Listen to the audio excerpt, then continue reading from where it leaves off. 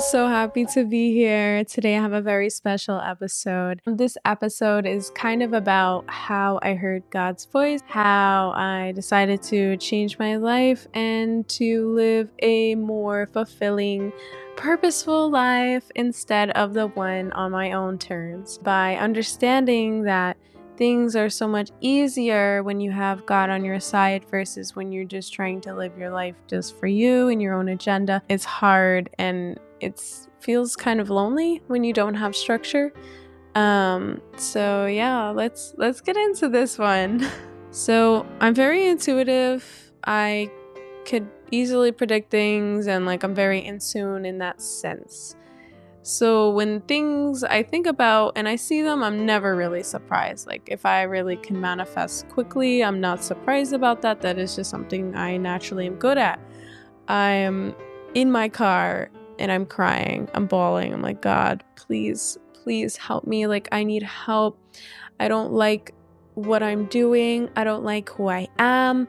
Help change me. Help make me become a better woman. I need help.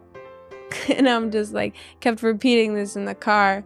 And then that month, I had a month full of synchronicities.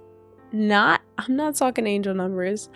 I'm talking about I'm thinking about things and they are manifesting the day of. And this happened for a month, to the point where some people would say it was a coincidence. But coincidences don't happen every single day for a month, because after that long, it's okay, what is this? And is this a form of communication? To me, that's kind of what it was. I'll give you an example. One morning I was like, okay, we all sin. We're all sinners, right? Yeah, no, we all sin. That was a small thought in my day. And I was like, yeah, trying to tell myself to make me feel better. But it is true. We all sin. We're not perfect. Later that day I go to Goodwill, and I love Goodwill. I love a nice Goodwill. I love a nice Goodwill finds.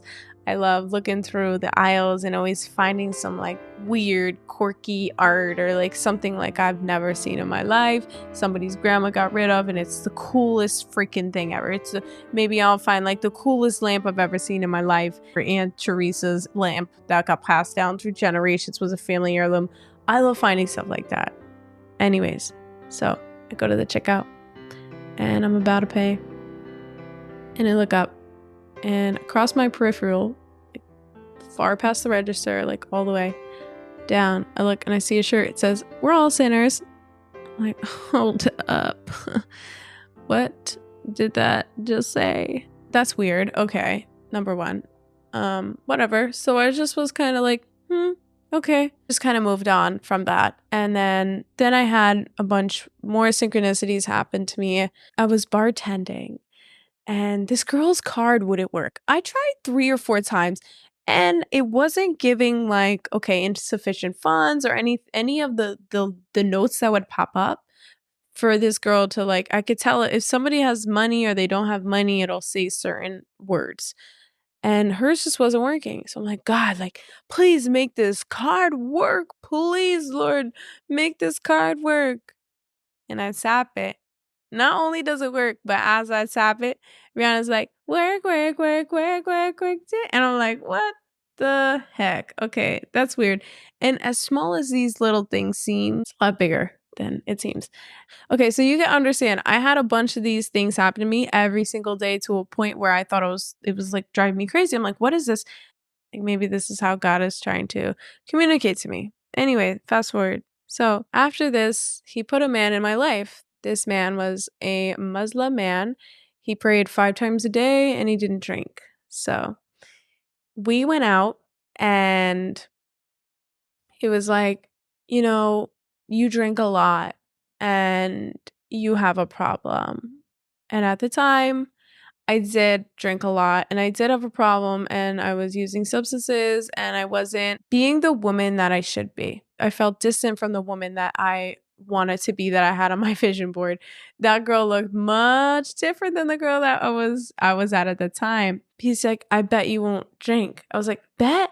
I'm not going to drink after this. I'm not drinking anymore. So when I was with him, he gave me this period of time to chill, relax, become sober. He was helping me out.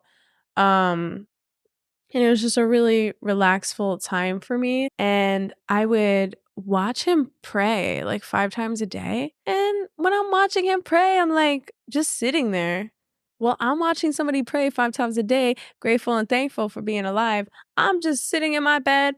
I hop out of the bed, turn my swag on, and that's all I'm doing. And this man is praying and praising and washing in his hands and doing all the types of stuff. And I was like, what am I doing to connect with God? Where where am I missing this? Because there's a gap missing. Why and how can I make my connection to him stronger? How can I do that? So watching him do this inspired me because it sparked something in front of me that was like, why am I not praying this much? Why am I? Is there something I'm missing? So we weren't together much longer after that. And then I started going to church. I posted a picture of a sunflower, and one of my really good friends, she's amazing, top tier woman, like high quality, HD, like just a beautiful light inside and out. Physically, girl has got it. Mentally, spiritually, she's also got it. Like she's just the whole package. So I met her at the gym, and I went up to her, and I was like, you look so good. You look amazing. Like I'm as a gym girly, I am impressed. So another like, damn, you look good. Your butt looks good. Like this, whatever. So we ended up getting each other's Instagrams, and I posted a picture of the sunflower, and we found out we went to the same church because at that service, the woman was talking about sunflowers at church that day. Everybody got sunflowers. She saw I went there, yada, yada, yada. So she was a really good person in my life because she was helping me align myself with God. We're going to church together. We're saving each other's seats at church. And we're also going to the gym. So it was just a really positive person to be around. And it was really somebody I needed. She was really in alignment with what I needed. And, I was just really happy that God placed her into my life. So at the church, they're talking about baptisms and stuff. And, you know, I looked at her, I was like, I want to get baptized. She's like, go do it. And I was like, yeah? She's like, yeah, go do it. So I didn't know that this baptism was going to change. It was going to change me tremendously. And I had no idea. I just was like, oh, okay, let me get baptized. I had no idea. I wish I had more idea, but if I had more time to choose, I don't know if I would have um done it as soon as I did or as quickly as I did, but let me tell you, it is one of the best things in my life that's ever happened to me. Why? Because I committed myself to Jesus, number one, but let me actually get down to the root of it. You sit in a tub. This is a ritual. You sit in the tub, maybe you nosedive into the tub, you backstroke in that tub, whatever you got to do, fill yourself with that holy water. So when I went in that tub, I was letting go. I was letting go of my past. I was letting go of all these burdens I had upon me. I was letting go of things I had to do to survive. I was letting go of every single thing. All this weight on me was lifted off. When I got out of that tub, I was a new person. And you couldn't tell physically. You couldn't tell physically. All the work was done on the inside. I became a better person. I continued to not drink, continued to show up at church, continued to apply the principles of scripture, and really understand what kind of character God is, because you think you know God, but if you don't read scripture, you're not in community, you're not going to church, you're not in that energetic force field of him.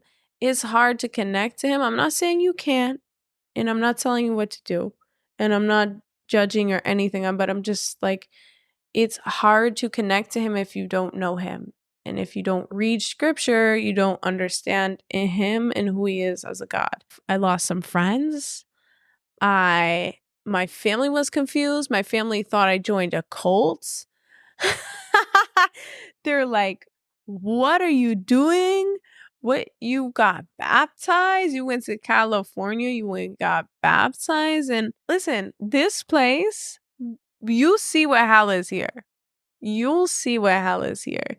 And this place is either gonna drive you to hell or you're gonna go right to church. You're like, nope, I've done seen enough and I'm going, boop.